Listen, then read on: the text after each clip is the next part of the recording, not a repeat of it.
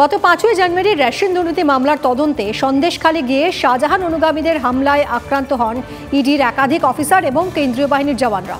সেই ঘটনার পরেই শাহজাহানের ছায়াসঙ্গী সন্দেশখালী 2 নম্বর ব্লকের সভাপতি শিবপ্রসাদ ওরফে শিবু হাজরা কোথায়, সেই প্রশ্ন জোরালো হয়েছিল। শেখ শাহজাহানের বাড়ি থেকে নির্বাচনী শংসাপত্র সংক্রান্ত যে নথি ইডি বাজেয়াপ্ত করেছে তাতে নাম রয়েছে শিবু হাজরার। গত 20 দিন ধরে তিনি ছিলেন অধরা। TV9 বাংলায় সর্বপ্রথম বিস্ফোরক সাক্ষাৎকার শাহজাহান ঘনিষ্ঠ শিবু হাজরার। আপনি মনে করেন শেখ শাহজাহান দুর্নীতির সঙ্গে যুক্ত?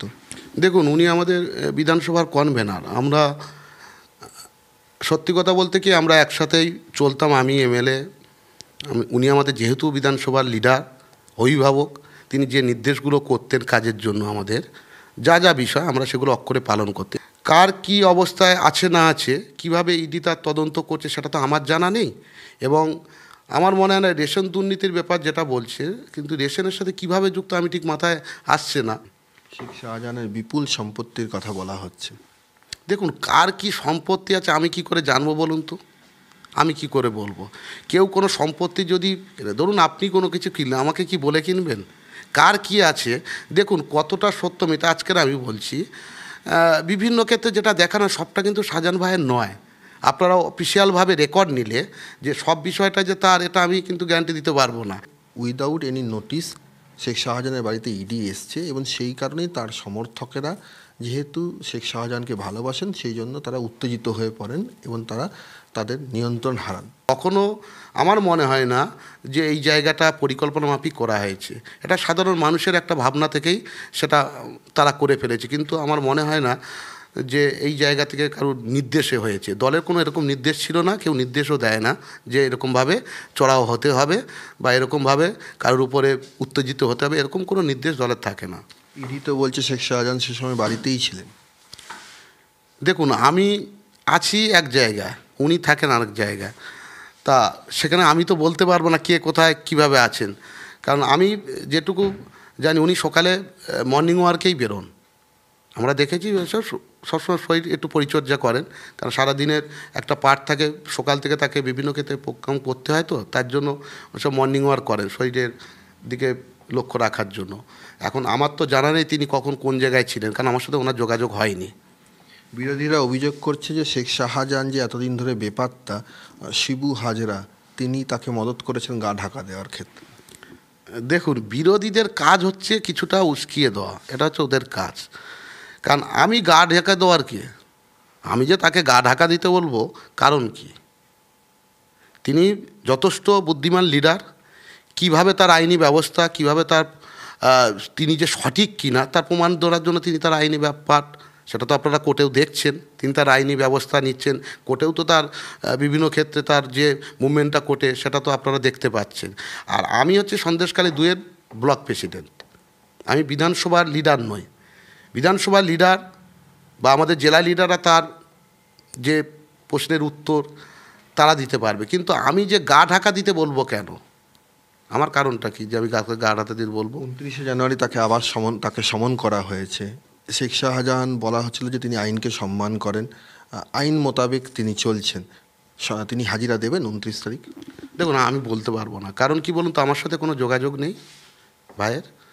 সেক্ষেত্রে আমি বলতে পারবো না যে উনি, দেখুন উনি আমার লিডার, কখন কিভাবে কি এগোতে হবে সেটা ওনার মাথায় আছেন। উনি যেহেতু এত বড় জায়গায় নেতৃত্ব দেন, মানে ওনার মাথায় আছে কোনটা করা উচিত, সেভাবে উনি সেই নির্দেশ মতন নিশ্চয়ই তার মনে হবে যেটা সেটা তিনি করবেন। সেখানে তো আমার যুক্তি বুদ্ধির ব্যাপার তো নেই, কারণ আমার সাথে তার কথাও হয় না।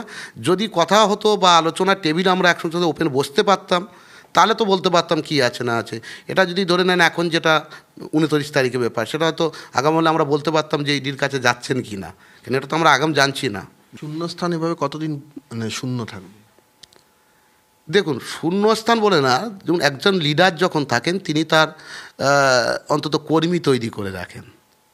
সন্দেশখালী বিধানসভায় প্রচুর কর্মী তৈরি আছে, অনেক সজাগ কর্মী, তারা মানুষের জন্য কাজ করে। শাহজাহান ভাই নেতৃত্ব দেন, কিন্তু প্রচুর কর্মী তৈরি করে, যে সেরকমভাবে টিম ওয়ার্ক আছে। এমন একটা পরিস্থিতি তৈরি হলো শেখ শাহজাহান সামনে আসতে পারছেন না, অথচ লোকসভা নির্বাচন চলে এলো, নেতৃত্ব আপনি দেবেন? দেখুন, নেতৃত্ব ঠিক করেন আমাদের লিডাররা, কে নেতৃত্ব দেবে এটা দল সিদ্ধান্ত নেবে। কারণ আমি এখন সন্দেশখালী 2-এর প্রেসিডেন্ট, এটুকু জানি, এর বাইরে নয়। দল যাকে যেভাবে দায়িত্ব দিয়ে কাজ করাবে সেটাই। 20 দিন আপনি কেন অন্তরালে ছিলেন? দেখুন, আমি তো বরাবরই, আপনারা যদি চ্যানেল এসে থাকেন কখনো, আমি কিন্তু টিভি মিডিয়ার সামনে আসি না, আমার লিডাররা দেয়। একটা প্রশ্ন বিরোধীরা অভিযোগ করছে, একদম অভিযোগের সুরে, যে শেখ শাহজাহানের দুর্নীতির ছায়াসঙ্গী হচ্ছে শিবু হাজরা। দেখুন, যে বলছেন তাহলে সে থাকে হয়তো কাছে, যার জন্য রিপোর্টগুলো মানে সে দেখেছে যে কোথায় দুর্নীতি আছে, নাহলে উনি জানছেন কি করে। 20 দিন যে অন্তরালে ছিলেন সেটা কেন, মানে কেন আপনি নিজেকে আড়ালে রেখেছিলেন? আড়ালে নয়, মানে যোগাযোগ তো করা যায়নি, এটা তো ঠিক না। যোগাযোগ করা, দেখুন আপনারা যে সময় এসে আমার কাজের বেশি থাকে, এই সময় দেখুন আমাদের মুখ্যমন্ত্রী বিভিন্ন কর্মসূচি দিয়েছে, দুয়ারে সরকারের একটা গুরুত্বপূর্ণ দায়িত্বগুলো দিয়েছে। এই রিসেন্ট দেখছেন না, ডিএমরা তার ভিডিওরা প্রত্যেকে দুয়ারে দুয়ারে মানুষের কাছে পৌঁছচ্ছে, আমরা ব্যস্ত হয়ে পড়েছি। পার্টির যে কর্মসূচিগুলো সেগুলো তো আমাদের তো কাজ করতে হবে, মানুষের কাজগুলো। কারণ আপনারা যদি বলেন যে না শিবুদা সবসময় যে মিডিয়ার সামনে আসতো, এখন আসে না, তাহলে বলতে পারতেন। আপনি কখনো দেখেন যে মিডিয়ার সামনে আমাকে আসতে? সংহতি যাত্রার কর্মসূচিটাও আপনাকে দেখা যায়নি। দেখুন, একদম মানে দলের শীর্ষ নেতৃত্বের নির্দেশ ছিল। না, আমরা যেটা করেছি হয়তো আপনাকে দেখায়নি, আপনারা দেখেননি। আমাদের ব্লকে ছিল, সরবেরি একটা ছিল, ব্লকে ছিল, আপনারা হয়তো আমাকে দেখেননি। আমরা মিছিল করেছি। শিবু হাজার বক্তব্য আমরা শোনালাম আপনাদের, এবং বিস্ফোরক দাবি তার গলায়। আর এদিকে যাকে নিয়ে বিস্ফোরক দাবিটা করলেন সেই শাহজাহান, 20 দিন পেরিয়ে গিয়েছে, তার এখনো পর্যন্ত পুলিশের কাছে কোনো খোঁজ নেই। ইডি তাকে খুঁজে বেড়াচ্ছে। আর তারই মধ্যে এ রাজ্যের কারামন্ত্রী অখিল গিরি তিনি আবার বলে বসেছেন যে চিকিৎসার জন্য হয়তো রাজ্যের বাইরে শাহজাহান গিয়েছেন, পুলিশ খুঁজছে, রাজ্যে থাকলে অবশ্যই পেত। শেখ শাহজাহান তার চিকিৎসার জন্য বাইরে গেছে, কোথাও আছে, নিশ্চিতভাবে পুলিশ খুঁজছে।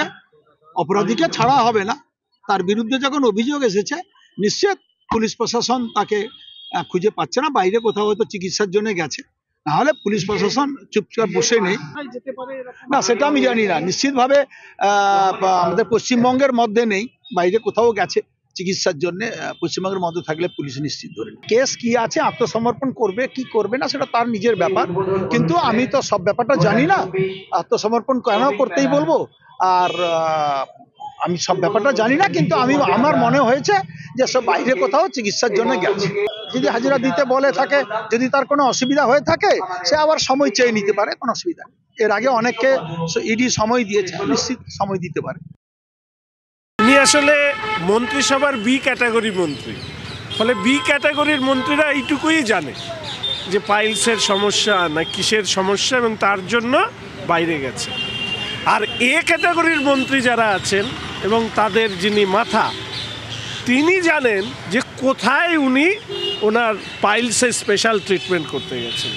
মুখ্যমন্ত্রী এবং যিনি পুলিশের ডিজি এবং অপরাধী, এটা একটা ইকোসিস্টেম, এটা একটা চক্র। এই রাজ্যে যতদিন পর্যন্ত মমতা ক্ষমতায় থাকবে, এই রাজ্যের এই অবস্থার পরিবর্তন হবে না। আমি প্রথম থেকে বলে আসছি, শাহজাহান শেখকে তৈরি করেছে টিএমসি, তাকে বাঁচিয়ে রাখার দায়িত্ব ওদের। তাই রাজ্য পুলিশ বা রাজ্য সরকার সহযোগিতা করবে তাকে খুঁজে বার করার জন্য, অ্যারেস্ট করার জন্য, এটা সম্ভব নয়। সেটাই প্রমাণ হলো, কারামন্ত্রী বলে দিয়েছেন উনি বাইরে গেছেন। এবার ওনার দায়িত্ব এটা বলা যে কোথায় গেছেন, আর নাহলে ইডি ওনাকে ডেকে জিজ্ঞাসাবাদ করুক যে শাহজাহান সম্বন্ধে উনি কী কী জানেন, উনি কী করে জানলেন, কোথায় গেছেন, সব তথ্য ওনার কাছে আছে।